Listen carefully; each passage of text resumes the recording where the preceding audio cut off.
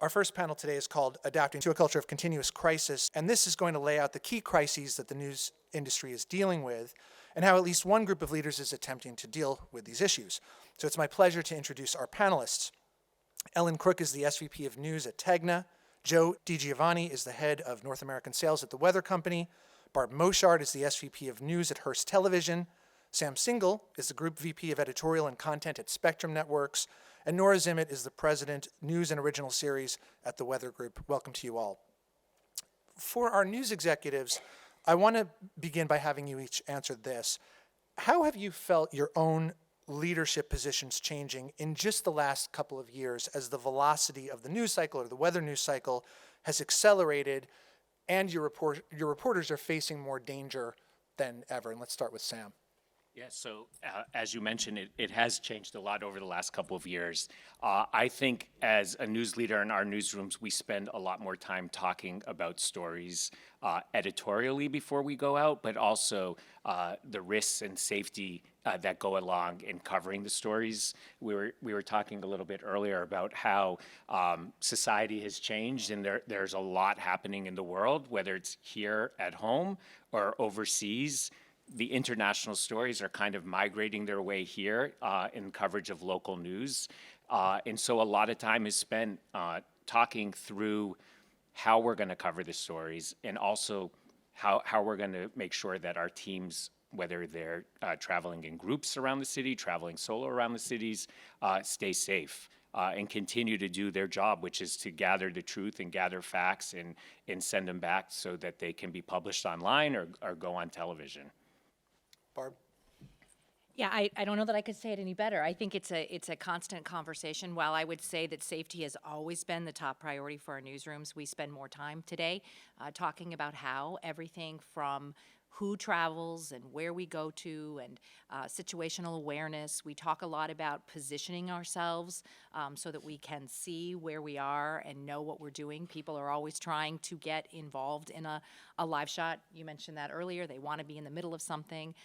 So I think, we've got to have leadership that will be thinking about the safety first. And our teams need to understand that they play a role in raising their hand and telling us. We have to make it okay for them to say, I don't feel okay. I don't feel safe in this environment. We can't have that. We've got to get them out of whatever environments that may make them uncomfortable.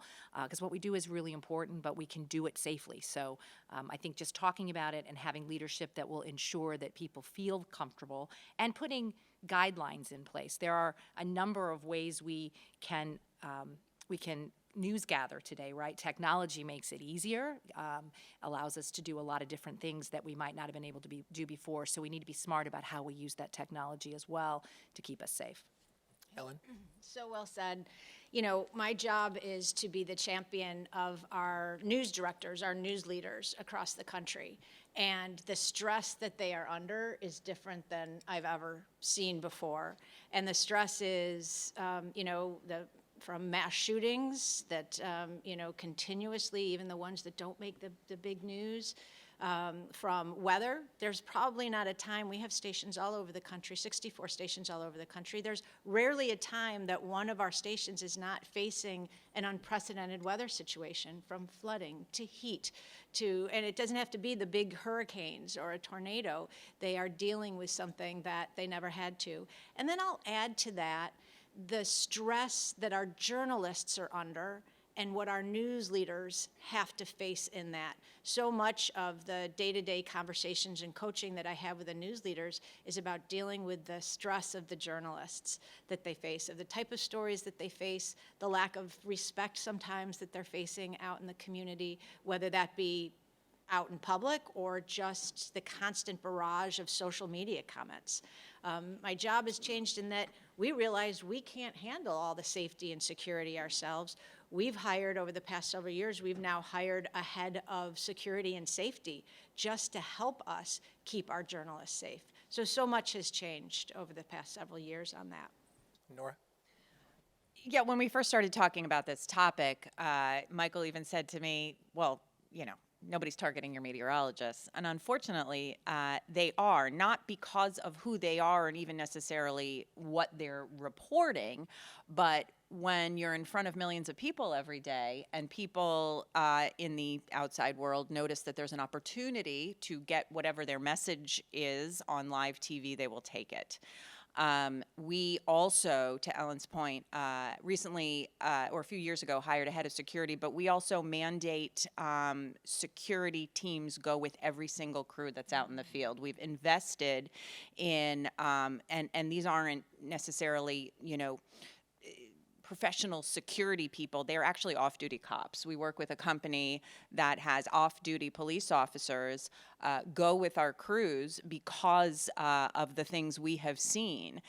We've always been in a situation where we've had, weather coming at us or debris, and because we're the ones telling the future, if you will, we're often at the scene well before first responders, well before cops, ambulances, et cetera. So we've always had to train and prep our folks to handle those situations. But the idea of ne'er-do-wells, if you will, trying to make a name for themselves or get even a political message out on TV, they will take advantage of those crews and those live opportunities. So I wanted to tackle violence first and and the threats of violence, of course, on social media, violence in person. I am told anecdotes all the time of people who are accosted and getting lunch, things like that. So it sounds like you've got private security now going out with all your field, which seems an expensive proposition. It's extremely expensive. Is that, can a station group do this as well? Is that a sustainable, or are there other methodologies that you are now adopting at your respective groups that to especially as we get closer to the election and these threats are only going to escalate? Well, I would just add to what Ellen had said. We have a head of security as well, and we do assign security or hire security from time to time, right? So if we're going to major events, if we're going to be someplace where we think there's a great threat. Now, we're not going to know every time, and so we're going to have to use our best judgment. But again, it goes to other things that we think we can do. We absolutely will employ security whenever we need to, because there is nothing that's worth the safety, or no story is worth the risk, and the cost is worth it when we need to protect our crews. I would say that not every story is going to present that kind of risk. Sometimes we're doing stories inside somebody's office. We're probably okay, can't swear to that, but generally, so I think we use our best judgment at making sure we have resources, but I think it goes also to how do you assign your crews? Who, do we make, I know there are MMJs. I don't want to speak for others. We do have MMJs. It's not our primary assignment. It's not our primary hire, but we do have people who work independently, and people coming out of school want to do that. But we're very smart and careful about how they're assigned, where they go, when they go by themselves. They don't always go by themselves, right? So I think we have to continue to evaluate. Good leaders will evaluate every story, every assignment, every situation to ensure that when we need more than what we have, we're providing that. Yeah, and I'll just add to that. One of the things we do before we send teams out is talk about the story, and in many cases, depending on what the story is, consult with our own security team. Just as we're calling to make contacts and find characters to interview and whatnot, we're also calling our in-house security team, who will give us an assessment of, do we need to bring additional security? Should we make sure we're traveling in groups of 2 or 3? And so when you talk about changes over the last couple of years, I don't recall, unless traveling overseas, that we had that constant communication with our security teams. Yeah. And I'll also say because Spectrum is very hyper local, and so we're kind of embedded in the communities much along the same ways. We aren't traveling a lot overseas, but we are doing kind of security briefings with our teams, with our reporters, our MMJs and photographers, just reminding everyone how to be street smart. Because we all need to know that, and it's just how to be aware of your surroundings, who to call, what to do, and obviously echo what has been said, which is we'd rather do the story from in a studio than on the street and put anyone in danger, and so that is also top of mind. And that's one of the things I think that's changed the most. When I started out a million years ago, right, news directors, news leaders were in charge of safety and security. It's too much now. And when the story is really big and you're focusing on covering the story, you can't also focus well on keeping your team safe. I mean, you have to, and that's part of it. But we've changed the processes too. When there is a threat, when there is something having to do with security, our technology team focuses on that and gets security in and helps with safety training and awareness, and will then help the news leaders and kind of change that process. We have training of every single journalist who works for us on awareness training, field awareness training. We never had that a few years ago, but just as you were saying about how to be aware in the field, how to avoid threats, and it's really about empowering people to walk away. You know, we're all trained as journalists, get the story no matter what. We've had to untrain that to say no story, as Barb said, no story, no video, no interview is worth your safety, and it's okay to walk away. But it's not just training the journalists, it's training the assignment desk, it's training the managers, it's training the producers as to what they ask for and what they're willing to give up. That has changed tremendously. But you know, you can do all this and do all this, preparing, but it is the times that really worry me are not the times where we have security in and we're in pairs and everything is all set and ready. It's that story, that day-to-day story, like what happened in Orlando, what happened in Orlando with your team, and it was 2 people were out, it was in the middle of the day, it wasn't a type of big story, and just a criminal or a man who's mentally unhealthy with a gun. Those are the things that really worry us the most, that you can't prepare for, just being out in public at the wrong time. And that's exactly, to Ellen's point, why we do security for every group, because you never know. And it is, unfortunately, those times when you don't think it's going to happen, and it happens, and you just can't prepare for that. So we just cast a wide net, and we say it's mandatory for all live shots. So related to all of this is the issue of mental health. And it's kind of been a truism of journalism for a long time to suck it up. It's a stressful job, deal with it. It does seem that the industry is evolving past that pretty rapidly now. Some organizations have a point person on mental health. I wonder how each of you are organizationally responding to that issue now and what you're doing to be proactive about it and reactive. So I was raised in the business, as Michael said, where it's like, suck it up. You know what I mean? It's just, you don't have a choice. This is your job. There's no option. There's no volunteers. You just go. And I spent quite a bit of my early career overseas in hot zones, right? Middle East and South America.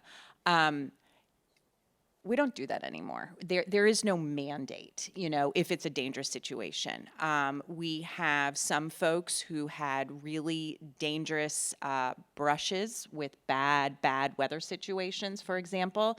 Again, it'll be different from what my news colleagues talk about, but they don't go out in those types of weather situations. We have people who, okay, I'll do snow and hurricanes. I no longer do tornadoes. Or I'll do tornadoes and snow. I don't do hurricanes. And that's okay, because there is nothing worth that level of stress, right? That level of PTSD where they come home to their families or they can't do their job. And we take that really seriously. And it was a shift for myself and my direct reports and our executive leadership team to be like, okay, just because we were taught a certain way that you just deal with it, that doesn't mean it's right. And that also certainly doesn't mean you're going to get the best out of your employees going forward. And I know later on we'll talk about retention. If you have a reputation in your shop for throwing caution to the wind and, having a no prisoners attitude, you are not going to retain the best talent. That is not a way to lead your team. And I think the news organizations and the news industry has to evolve out of this sort of militaristic, attitude of it's our way or the highway. You brought up retention. I'd like to talk about that, recruitment and retention. You might say that these have hit crisis levels in the industry as well. And it's getting hard for the industry to hold on to people, particularly producers, very stressful job. And they're overworked with these job responsibilities that are magnified, more tasks associated with more production, that they have more shows that they're making. So what are you doing to convince people to come to and stay in these jobs? Well, I'll just chime in to kind of pick off of what was said. I do think this is about the right environments. We have to think about what environments we're creating for people to work in. And that goes across all kinds of different, areas, right? We have to pay people the right amount of money, but it's not just about pay. And this, to do news, weather, any of it, it is more than a job. It really is a calling. You have to have a passion and want to do it because you're going to make sacrifices. You should not make safety sacrifices, but you will make sacrifices, right? And that's part of the change today. People don't want to sacrifice, but you have to make some level of sacrifice because the jobs require 24/7, not unlike, you mentioned first responders, one of you mentioned first responders, not unlike a police officer or a fireman or an ER doc. There are going to be times when we need to be present, and that can be a challenge, but we need to have the right environments. We need to make mental health treatment and services available to our people. And I'm sure we all have, right? Just like safety and security, we've made sure that our employees have places to go to seek support for those who want to stay in and want to be able to manage the challenges of the job. We should not, I hope we're all at a place today where these newsrooms are collaborative and people have a voice and we're working together. Yes, there has to be leadership to guide where we're going, but people should have a voice and be engaged, and they should never be afraid to say they feel unsafe. They should never be afraid to say that they have, they're struggling mentally or emotionally, and we should be there to help provide those resources because what we do is so important. We need people to be able to do this job. We've got to address these issues so they can do the jobs and serve the communities. And I think it becomes incumbent upon all of the leadership too. Back in the day, it was go do this and write this and send. And now I find that we spend a lot of time walking through the newsrooms and pulling up a chair and talking to people and understanding what they're going through when they're on hour 8 or 9 covering a story and just bringing a little bit more compassion and understanding to the floor of the newsrooms or out in the field and popping by and speaking to the tech teams who you don't always get to see a lot because they're shuffling around the city. And I would say in the last couple of years since COVID, we are, our HR teams are handing out the employee assistance programs, emails, and running small groups. And we try and do that after really big stories. There are certain stories that at the end, when there's some kind of resolution or temporary resolution, you're all just exhaling and take a little bit of time and talk as a group. Or making sure if there's someone who seems a little bit off, providing some assistance to them. But I feel like the compassion level has also gone up and has to go up in our newsrooms. And I'll chime in as well. In the weather community, so this past year, it's summer at the American Meteorological Society Broadcasters Conference, that was a major theme, mental health and stress, and how do we deal with that? At the NWA, the National Weather Association Conference, I actually gave a presentation on how can technology help alleviate that. So what are things that we can do? So I was on the air as a meteorologist in the 90s, and it was a lot different ballgame back then than today. You had the 6 and the 11 o'clock show then. Now we have all these shows, all these hits, the different platforms. There's a lot on the plate of the weather people, and there's not more staff in most weather offices to handle that. So technology helps with that, being able to help scale, so that if they're on the air, especially doing long-form severe weather coverage, the other platforms still need to be tended to. So we have capabilities there that can take care of that in the background, that can automate, that can still generate that content, because the expectation of the viewer has changed too. They want all this content. They want it to be local and relevant to them. So it's really helping the team generate more content as we're demanding, but keeping their stress levels in check. And I agree, I was just going to add, I agree with all of this. And I just want to add the other point that one of the things that makes people stay in their jobs is feeling that they are part of a purpose, that they are doing work that matters. And that is a way that we can really work on retaining local journalists, is to make sure that the work that's being done at all of our stations is making a difference, is saving lives, is changing laws, is making a difference. We find that our newsrooms that are doing the most purposeful work have the best retention. And that's something that sometimes we just think about all these other things we can do, but purpose and development and making sure we survey our employees to ask, do they feel that they're part of a bigger purpose? Do they understand how their work is part of the bigger mission to serve our communities? That's a way for retention, and I think that's why we've seen so much loss in journalism, is because there's not all that strong work happening day to day from time to time to make a difference in our communities. The more we focus on purpose, the better our retention will be. I want to follow up on two things that were just said. Joe, first with you. Meteorologists are like, they get off the air and they jump onto social right away too. These are people who are continuously working. So like, if you can maybe just get a little bit more specific about how how they can kind of get some tech backup assistance to just mitigate some of that constancy of their work. Yeah, and a lot of it has to go to automation, but at the same time, as we've moved a lot of our technologies into the cloud, it's made collaboration easier. So, you know, you have, as Ellen said, they have 65 stations across the country. They're in various areas of various different types of weather and climate. So there may be somebody out west who is an expert in wildfires. There may be somebody down south who's an expert with hurricanes. That's still a news story in other markets, but they may not have that content. So through our cloud technologies, they can grab that content from those markets, use it in other places. At the same time, if there's a hurricane and a station down south goes dark, now a sister station in some other area that's experiencing quiet weather can access all their content. They can back them up, they can go to air, or they can handle the digital side of things while they're wall-to-wall on the TV side. So there's a lot of technologies that really help in those areas. Everything's backed up now, encrypted in the cloud. That's a horrible experience if your system goes down and you've lost all the content you've built. Now you don't have to worry about that. It's all up in the cloud. And then lastly, accuracy of data and of the products. I can attest to you that there is a very stressful feeling when you've blown a forecast. So it's important that you have accurate data to help you make an accurate forecast and an accurate presentation as well, because a lot of times what we see as meteorologists and what our viewers get out of what we put on TV are two different things. So it's being able to tell that story in an easy way that's understandable to the viewers and allows you to hit all of your platforms that you're responsible for.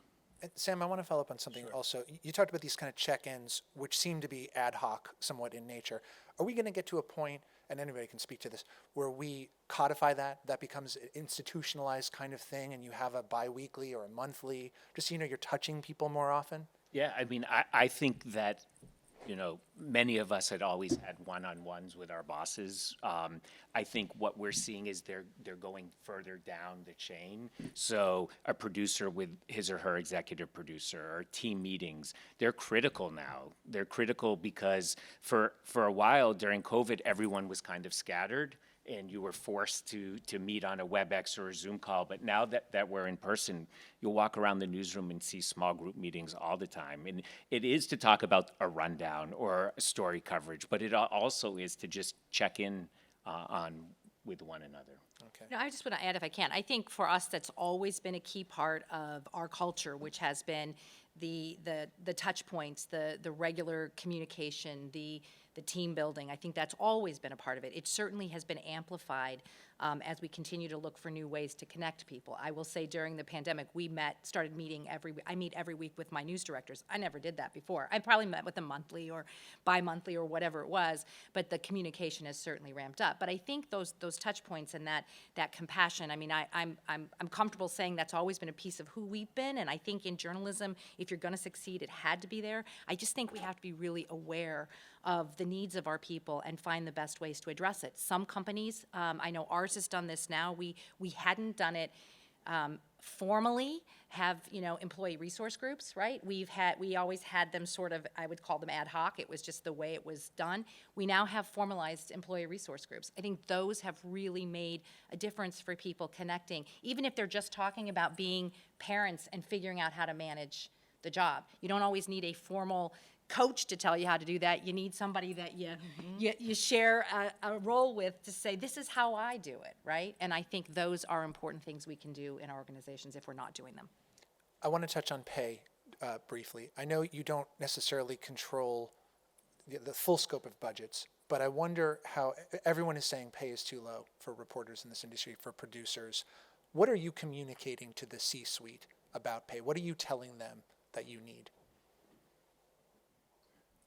Well, No, go No, ahead. you go, Nope. go, Oh. please. No, I was going to say, look, I think a lot of us have addressed pay and continue to have that conversation. I think it's incumbent upon us to help our bosses understand what the challenges are, what the environment is, right? Those are conversations we have every day. I think pay has been addressed in many of our organizations and continues to be addressed. I said it earlier and I'll say it again. I think, yes, we have to pay the right amount of money for the jobs, whatever that's supposed to be. But I think it's more than that. It's about the benefits. It's about the environments we create. It's about the purpose. It's about, you have to want to do this, and we have to make it the kind of environment where you're going to want to be, because our communities depend on it. Democracy depends on it. We need to be present, and we need people who care about doing it. So it's incumbent upon us to make it the best scenario we can make for people to participate. So it's about communication. We're in the communication business. We have to keep communicating, right? And I know our C-suite we are constantly discussing it. And it's, our industry, there might not be buckets of extra cash coming in over the next several years, right? But it's about, are we paying the right jobs fairly? And I'm sure everybody here is analyzing that. Increasing producer pay, increasing photojournalist pay, the jobs that, have not been paid fairly, if you will, over the, in the past, and the discrepancy between what some people make who work so hard and what other people in the newsroom make.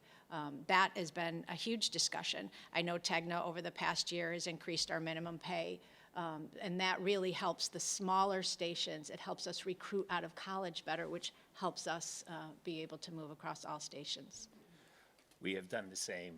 We are actively and constantly looking at equity and analysis in what are our competitors paying, what are our colleagues paying, just to make sure that we don't have, that we're up to par with everybody else, as I'm sure you are too. Yeah, and I just add to that, so I'm in the C-suite, so I am one of those horrible people who make those decisions. I echo what my colleagues have said. I will also say that the money tree outside of my window in my office had dried up a few years ago, sadly. It Spending just on doesn't- security now. Well, yeah, and it just doesn't have it's climate change. It doesn't, provide the same dollar bills that it used to. It has to come from somewhere. None of us are operating nonprofits. And the health of the industry and the health of, and I love what was said about democracy, does depend on what we do. So it has to come from somewhere. And I think the discipline and the responsibility of leadership is, if I want to invest more in certain positions, maybe I need to divest other positions. Maybe there are positions that are not as relevant as they used to be. I will say it is a luxury to work for a privately held company, and my boss, Byron Allen, is a very big believer in you pay multi-sport Class A talent what they are worth. But at the same time, you have to keep the health of the business. So if you believe that there are certain positions that are underpaid, great. What are you going to do less of? Or are there positions you no longer need? Or, are there programs that you can go find and hunt, and you got to know your P&L really well, that, I really don't need to be spending in this area of news gathering or this type of software anymore. It's defunct. Great. Let's invest that back into our people. And the only other thing I want to say is we all felt, I'm sure, the great resignation during COVID, and we lost a lot of people who wanted to make life decisions and leave their careers. For the most part, for us, I can say it wasn't about money. It was about growth opportunities. It was about training. We reorganized parts of our staffing so they had upward career paths that they didn't have. A weather producer, for example, in our job was just a weather producer. Well, now you've got senior weather producers, executive weather producers, directors. There is a clear path from entry-level weather producer to the vice president role of weather presentation. And that is more over what people wanted to see, and also mission. Our mission at the Weather Channel is to protect and save lives and property. You ask any single person on the first floor newsroom what the mission is, they will speak that exact same sentence. What I have found is people under the age of 40, when you want to solicit the best talent, you want to retain talent, it is mission. And I have to say that. And since I've been at the Weather Channel for 9 years, our applications for jobs have only gone up in every category because they see what we do as one of the most important stories of our time regarding climate and increased weather disasters. And it's unfortunately only going to get more relevant. And I want to come back to weather again in just a minute, but I want to talk first about technology, specifically generative AI, which I'd like to graze against it here because we have a whole panel on this subject later today. But I wonder how each of you, or anybody who wants to speak to this, how you're sort of looking at its potential adoption right now. Obviously, the efficiencies it engenders can be transformative and solve a lot of your problems. Where are you looking at it, and where are you also most concerned about its potential weaponization against your content? So I'd say, running news, we look at AI in 3 different ways that we have to conquer.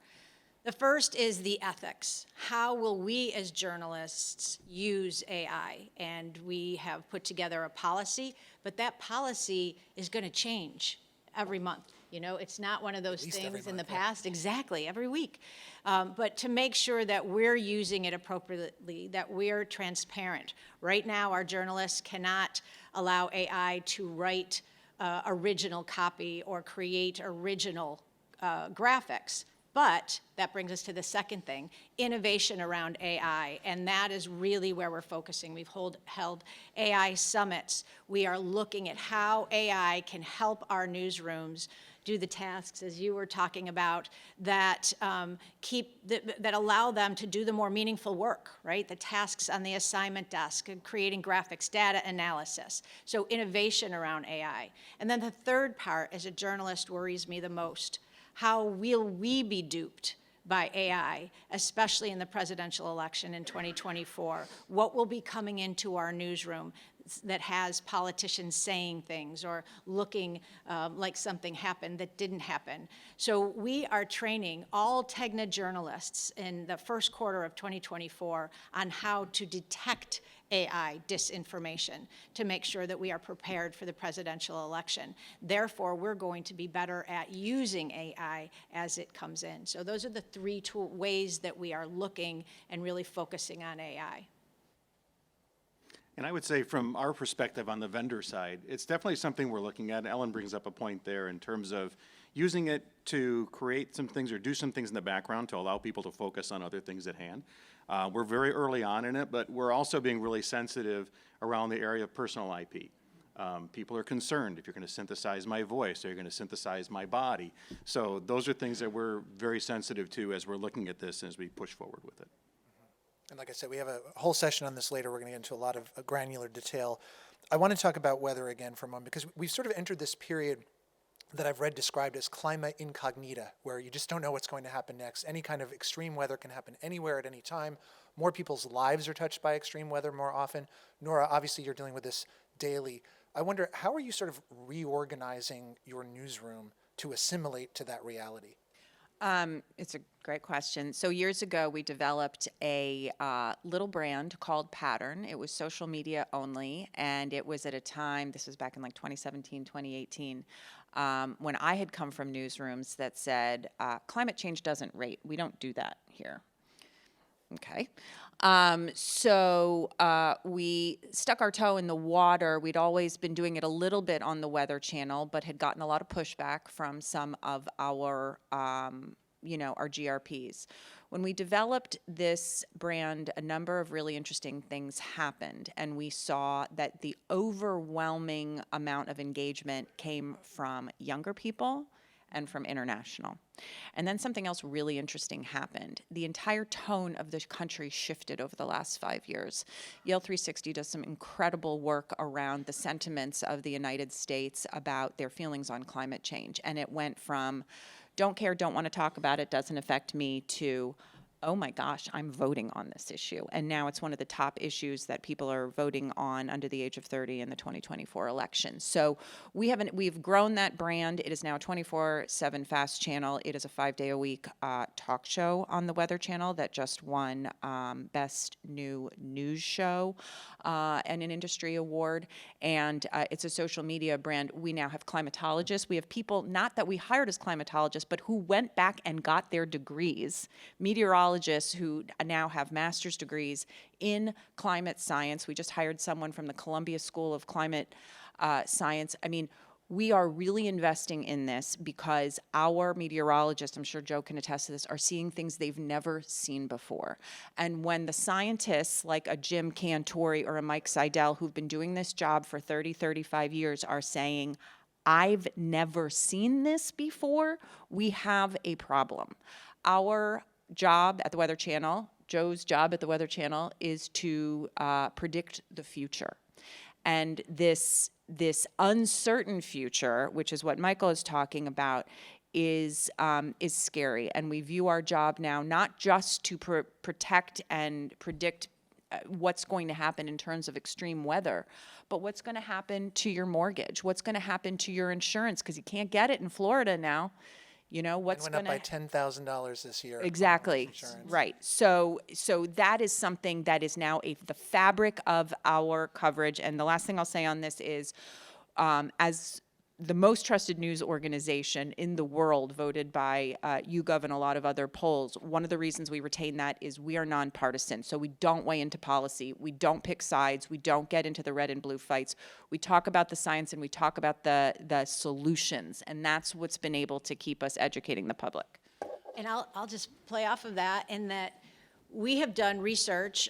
You know, we asked the question, what do you want more of in your local newsrooms? What do you want more of? And next to breaking news and breaking weather, I want more information about climate change in my area. That is what we're seeing from our audience. And then RTDNA just did a study on this. And you're right, it goes, we used to think, oh, we don't want to get into that, right? The audience, whether you're red or blue, the audience wants to know, and who do they trust the most? They trust their local meteorologist the most to tell them information straightforward, as you were saying, Nora, without policy, without politics. They want to know, how is it going to affect the crops in my area? How is it going to affect the roads? How is it going to affect how many days in Dallas that I'm going to have over 100 degrees this year? That is one of the things, I think, one of the biggest shifts you're going to see in local journalism is covering climate and how it affects their day-to-day life. And the audience is telling us they want that. Well, if I can just chime in, we launched an initiative at Hearst Television a couple of years ago called Forecasting Our Future. And we were very sensitive to the audience can look at you and say, well, you know, they can take a position. It's not about climate change from where we sit, it's about climate and weather impact.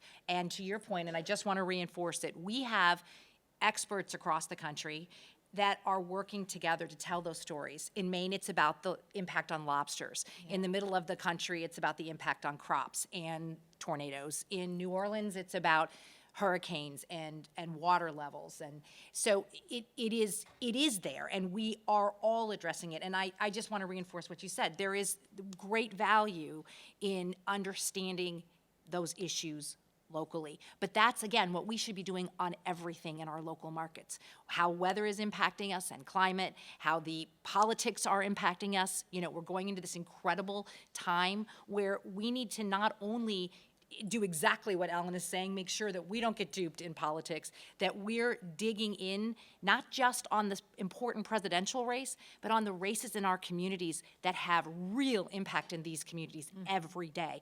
That's what local journalism is about. So as hard as it can be, and sometimes we do suck it up, we need to do it in the right way by providing the right environments, that training, all of that, because it's so important. I know I keep saying how important it is, but I just don't think there's enough in that. I think there's a lot of narrative about how hard it is and how difficult it's gotten. I think it's true, and we have to address it. I think we're all addressing it and finding ways to do so, but we have to make it so that people can do this important work. Yeah, and it's really, I mean, a lot of times people think of stories, they think of news stories.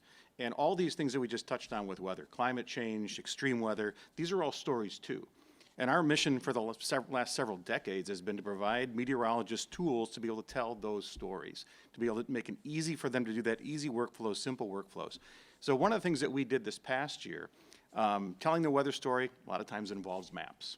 And you need high resolution maps. And so we've just integrated the capability to have high resolution mapping, street level, in some cases beyond street level, across the world wherever it's available. Weather doesn't just happen in your own backyard. weather and climate happen everywhere. So to tell that story, you need some of these visualizations to be able to do that. And we're also pushing the envelope on visualizations too, whether that's AR, whether it's enhancing the realism of things. So these are the areas where we're focusing our attention to help support all of your organizations in telling that story. And one last, we all need to think outside the box as much as we can. We spend, it's much more than about forecasting. We're airing a special tonight that is, I think is pretty unique. We're looking at 6 different communities in climate migration and what's happening to folks who are being forced to flee, insurance, flooding, costs, and whatnot. And so as much as we possibly can is we're challenging ourselves and our teams to think like, how can we tell this story just a little bit different? We are also pride ourselves in staying away a lot of politics down the middle. And this is one area that can be a challenge. Yeah, no doubt. And I'm going to use my moderator's prerogative to claw back a few extra minutes here just to touch on that last, because I think we need to talk about the crisis of trust and the fact that we are operating now in an environment that's so polemicized at such a granular local level that you really can't, you bump up against politics continuously, no matter what level, what the issue is.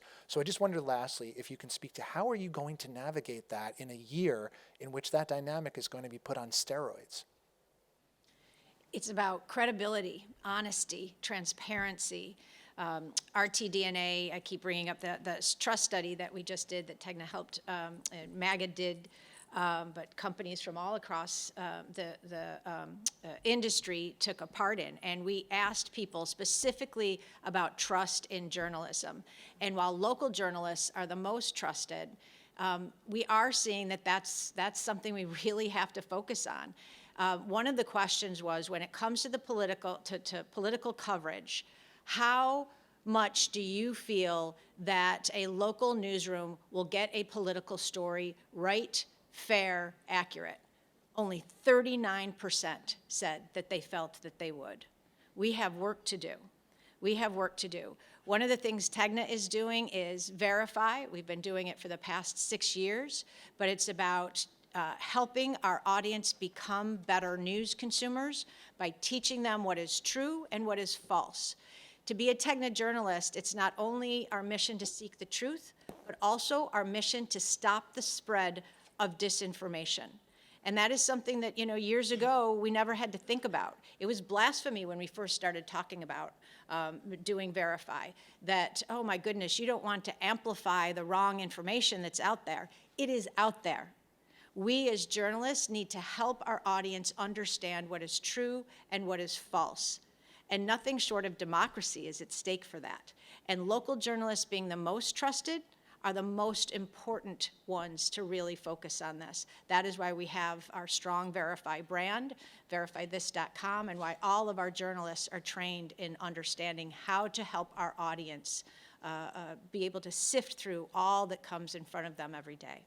Thank you for teeing up our keynote, Ellen, in just a short while. I want to thank the panelists for an excellent conversation. Obviously, we could go on for quite a much longer time.